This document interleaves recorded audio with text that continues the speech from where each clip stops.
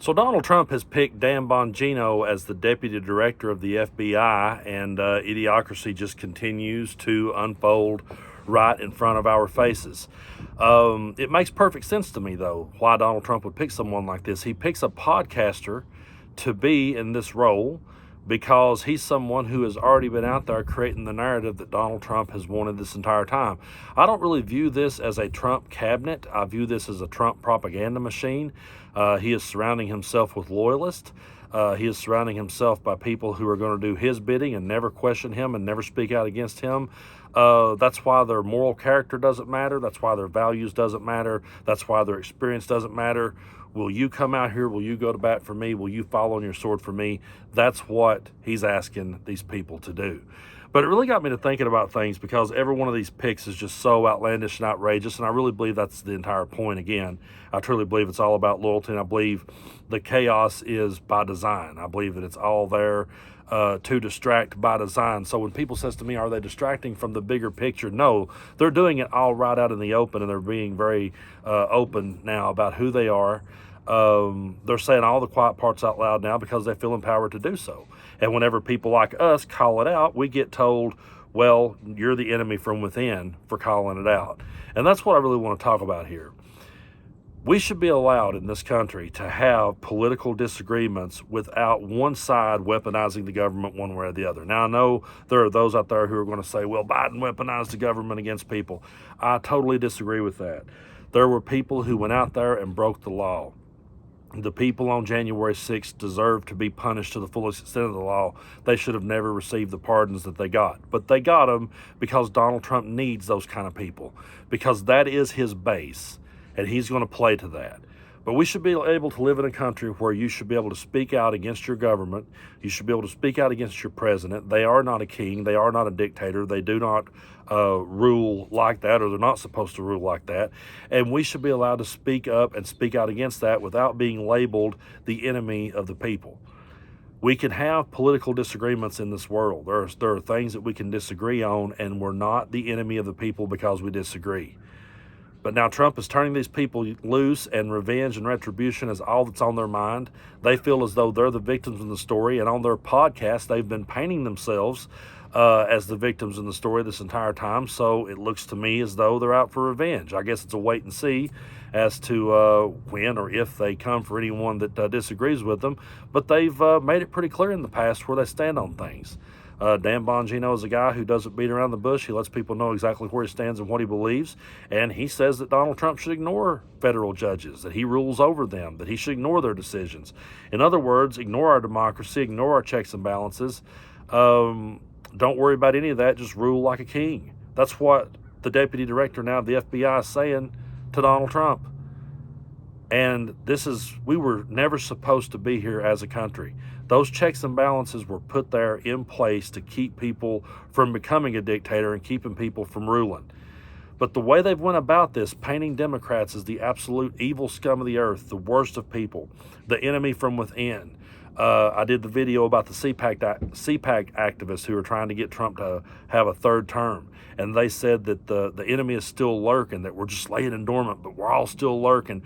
As long as we continue to paint one another that way, we're never going to get ahead. The polarization is just going to get thicker and thicker till we're not ever going to be able to have a reasonable conversation.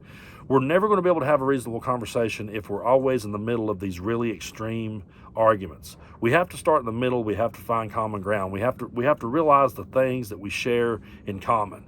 And if we could all start off by saying, you know what, we all just want to be able to work in this world, provide for our family. We want to be able to put food on our table. We want to be able to take care of our family. We want to be able to raise our kids. We want to be able to have our job and be paid fairly. We want our health care. We want to be taken care of. If we could start with just common things that we all agree on, start on common ground, work our way out toward the extremes, then when we face the extremes, we can recognize them as being just that. They're extreme. And they're meant to cause arguments. It's meant to keep people divided. As long as we stay there talking about those extremes, we will never get anywhere. And as long as we sit and label people the enemy from within, and as long as we sit and say that we can't have a conversation without that person being arrested, we're never going to get anywhere. Now, again, I believe the people on January 6th, I believe they flat out broke the law, and I believe they should have been punished to the fullest extent of the law. If you go out and you break the law and you beat up police officers and you kick down doors and you break windows, I don't think you should receive pardons for that. And I think what they did was they sit here and they spun this whole thing in a way that, well, they're weaponizing the government against us. No, you were being held accountable for the things that they did.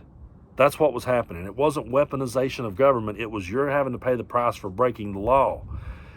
And the way that I feel now about this new Trump propaganda machine, every time he appoints a new member, it just gets more and more outrageous. And every time I see that, I say to myself, this would be like if you turned over the banks to Bonnie and Clyde. I mean, I'm sure that if Bonnie and Clyde suddenly became the bankers, they would start telling you about all the corruption, and they would start telling you about how the bankers were all bad. And I'm sure if you let Jesse and Frank James drive the train and run the railroad, I'm sure they would come back and tell the people how crooked the railroad was. I'm not impressed that these people who were being investigated for crimes are suddenly saying that the system that was investigating them is crooked. That doesn't surprise me in the least. So I'm not surprised that people like that are saying, hey, look, we're finding the corruption. I do believe they are the corruption. And they're trying to cover their tracks. And now they're trying to call people like us the enemy from within. And they're saying to Donald Trump, just ignore all the checks and balances. Ignore the judges. It's all about power. It's all about you being in control. It's all about your will. Well, I disagree with that. I strongly disagree with that. I do not believe that's the American way. And I do not believe that people should stand for it for 1 second. You know, you can disagree with me on politics all day long. You can disagree with me. I think we should have universal health care. If you disagree with that, that's your business. I think we should have a living wage, not a minimum wage, and I think it should be a whole lot higher than what it is. You're free to disagree. I think the rich should be taxed to hell and back. You're free to disagree with that if you want to. But if you come at me telling me that the white race is superior, that's where I'm going to draw a line and go, hey, if you are an openly racist person, if you throw all your support behind Vladimir Putin, if you're against democracy, if you're against the checks and balances, if you're telling me that I'm the enemy from within, we're never going to be able to have a conversation. I'm not going to be able to agree to disagree with you on those things. Pineapple on a pizza, I can take it or leave it.